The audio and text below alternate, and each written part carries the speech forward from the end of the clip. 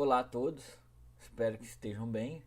Bom, dando continuidade à nossa aula de detecção de sinais, na aula de hoje vamos estudar um tipo de detector no qual é baseado na média entre diversas amostras independentes, bem como uma análise de desempenho do nosso detector. Bom, esses assuntos é contemplado no capítulo 3 e 4 do nosso livro de teoria de detecção do autor Kay. Então vamos lá.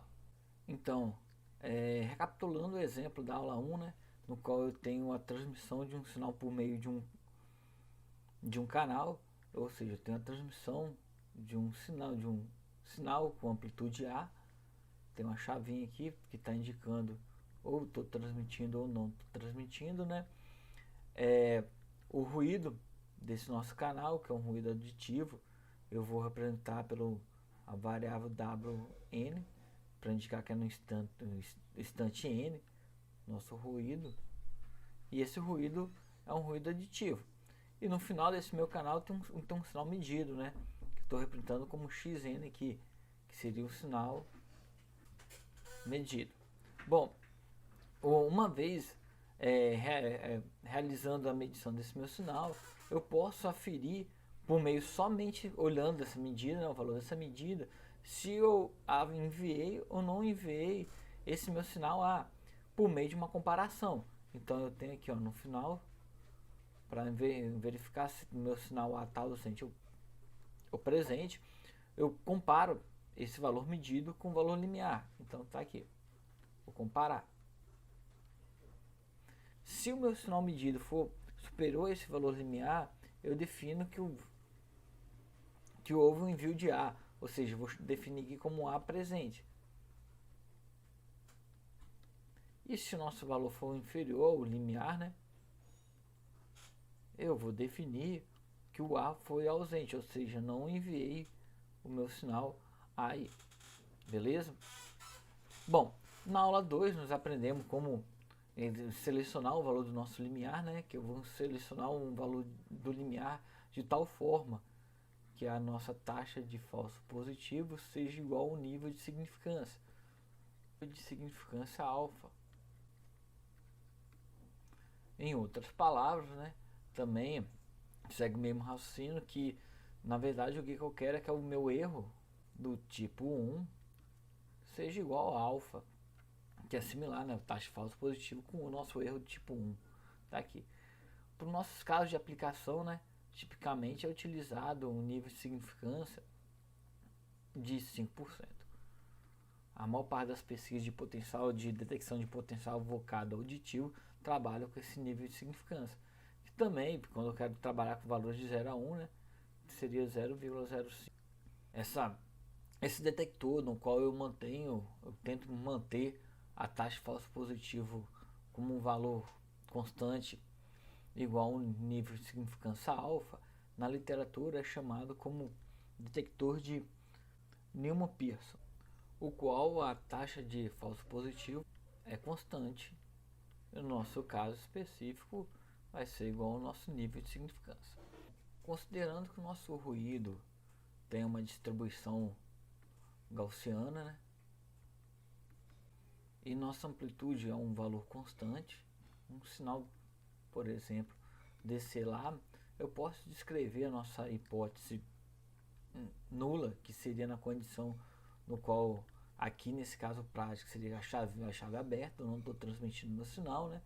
Que o nosso sinal medido tem uma distribuição que tende uma normal com média zero e um desvio padrão aqui que eu vou chamar como sigma ao quadrado para indicar o desvio padrão. Relembrando que o desvio padrão é uma medida que corresponde à dispersão dos meus dados em torno do valor da minha média. E no caso da hipótese alternativa, que seria na condição que minha chave está fechada, ou seja, estou transmitindo meu sinal A, né? O sinal lá meu medido vai ter uma distribuição dada por uma normal, que x seria o somatório de sinal contínuo mais um ruído gaussiano com amplitude normal, e vai ter uma dispersão em torno dessa minha média A, né? dada pelo ruído, pela energia do meu ruído, que seria o sigma do meu ruído. Então eu tenho essas duas distribuições aí, para as duas condições. Então nós observamos que uma forma de analisar a performance do nosso detector é calcular a taxa de falso positivo e nossa probabilidade de detecção. Então eu vou fazer o desenho aqui fazer um gráfico aqui que nós já fizemos, colocando as duas distribuições, né? Fica fácil porque eu sei. Então primeiro vou mostrar o H0 aqui. Então tem a nossa hipótese nula, zero aqui. Bom, como já mencionamos, que usando o detector Newman-Pearson, eu vou manter um limiar constante de tal forma que a nossa taxa de falso positivo é constante. Então, o valor para uma dado H0, eu já sei, o meu valor vai ser um valor de tal forma que, deixa eu fazer o desenho aqui do meu limiar, considerando o meu limiar, tal forma que a quantidade de dados se eu for realizar várias vezes meu experimento, né, na condição de H0, eu vou ter um alfa, número de valores, né, uma proporção igual a alfa, que é o meu nível de significância, de dados acima desse meu limiar. Então aqui, considerando o limiar, essa reta aqui, ou seja, aqui nessa minha figurinha aqui, essa área que está pintada corresponde a um alfa aqui, que indica minha taxa de falso positivo. Bom, em nossa probabilidade de detecção, vou desenhar aqui com outra cor, fazer meu desenho aqui, ó, que nós só vou chamar de A1 aqui, o A1, onde nossa probabilidade de detecção é dada por essa aqui, ó. Seria qual a probabilidade, dado o envio dos meus sinais, esse meu valor ser superior ao limiar meu. Então aqui eu tenho minha PD aqui. Bom, agora é o seguinte, o que acontece se eu começar a aumentar meu A, ou seja, o valor do meu A, deixa eu colocar aqui o A, aumentar ele. Bom, o meu valor crítico vai manter constante, ou seja, o meu limiar vai se manter constante, porque ao aumentar o valor do nosso A, eu não estou alterando minha distribuição nula, dando na hipótese nula, né? Quer dizer, então meu limiar vai se manter constante. Então eu vou ter esse meu limiar aqui, ó, ainda vai se manter, mas minha distribuição vai mudar durante a hipótese alternativa. O que vai acontecer? Se eu começar a aumentar meu A, vai começar, no caso da minha distribuição, ela vai deslocar para a minha direita, ou seja, fazendo outro desenho do A aqui, ó, tem um A por um segundo, o A2, considerando que a amplitude, né, magnitude do A2 é maior do que a magnitude de A1. Então aqui, ó, podemos observar que a taxa minha de detecção, quando aumentei a minha magnitude, minha taxa de detecção para a condição do A2, né, minha PD para o A2, na condição do A2, é maior do que minha PD na condição de A1. E a taxa de falso positivo, como eu não terei a minha hipótese nula, para a minha taxa de falso positivo vai ser sempre constante, ou seja, para independente de qual, se eu aumento, diminuo ou reduzo o valor do meu A, né, minha taxa de falso positivo vai ser igual ao meu nível de significância, que é um valor constante aqui, ó.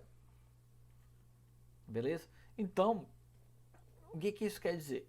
Quer dizer que se eu aumentar aqui minha amplitude aqui, ó, se eu aumentar minha amplitude, o poder do meu detector para um nível de significância fixo, ele aumenta, ou seja, eu melhoro o poder, o meu detector, ou seja, ele mantém uma taxa de falso positivo fixa, mas no entanto, no momento que eu quero detectar, né, quando eu estou enviando meu sinal, eu vou aumentar essa taxa de detecção.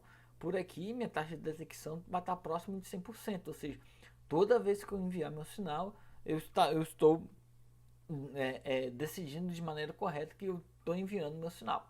Ainda vai permanecer meu erro do falso positivo aqui. Beleza? Isso aí também é fácil perceber aqui, ó. Vou imaginar mentalmente aqui, fazendo um desenho, que eu não estou enviando sinal. Isso aqui é o nosso sinal temporal. Aqui, ó. Ou seja, eu tenho um sinal meu lá durante o não envio que está oscilando em torno do zero aí. Então quando eu fecho minha chave e começo a enviar meu sinal, eu vou ter um sinal agora que vai oscilar em torno do nosso A. Então vou considerar que eu tenho um A aqui inicial, A1 seja esse valor, ou seja, que vai oscilar aqui em torno do A1. Eu tenho um limiar aqui, ó. Ou seja, esse sinal vai começar a oscilar em torno do A1 e alguns casos, que seriam mais ou menos esses casos que estão aqui, ó, eu vou acabar rejeitando meu sinal, falando, ou seja, decidindo, ó, não estou transmitindo. Mas se eu aumentar a amplitude do meu A aqui, ó, se eu aumentar meu A, o que vai acontecer? Ele vai começar a oscilar agora o meu sinal, mas vai oscilar em torno de um valor de um A maior. E dessa forma eu acabo aumentando o poder da minha detecção, ou seja, a chance do meu valor ser inferior a esse meu limiar vai ser menor. Então assim eu aumento o meu poder do meu detector, aumento a probabilidade de detecção do meu detector. Bom, para exemplificar esse exemplo aí, eu peguei o código da aula 1 e eu fiz algumas alterações, no qual eu incluí também uma hipótese alternativa, né, considerando para uma área, uma amplitude igual a 2, uma amplitude igual a 3 aí. A nossa taxa de falso positivo, que é o nosso alfa usual, né, que é o 0,05. Então nesse código aqui eu gero os sinais correspondentes à hipótese nula. Antes de aplicar o próprio detector, em seguida eu eu obtenho o valor do meu limiar, né, para só apenas 5%, um valor igual a alfa dos valores da hipótese nula estejam acima desse meu limiar. Como eu sei a hipótese nula, né, então eu já calculei o valor teórico por meio da função inversa, que a hipótese nula minha é uma distribuição gaussiana com média zero e desvio padrão igual a energia do meu ruído aí. Então, como que eu sei que é gaussiano, obtive esse limiar considerando um nível de significância alfa. Tá? Essa linha do código aqui que faz isso.